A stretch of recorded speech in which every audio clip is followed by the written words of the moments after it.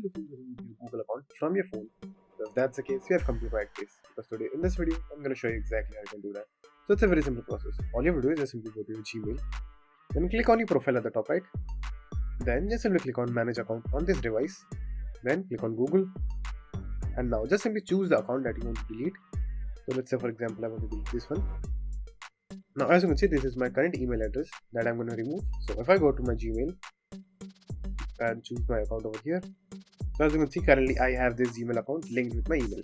Let's remove this. So go back to that option in settings. So all you have to do is just simply click on more and click on remove account, and click on remove account again. Now as you can see, the email address has been removed from over here. Now if you go back to Gmail, refresh the page, and you will see the email address has been removed. So if I click on the profile icon, you will no longer find that particular email address anymore. Now there is another way that you can use. For doing that, go to settings, then just simply search for Google. Then click on the first icon, which is Google and account sync. Click on it.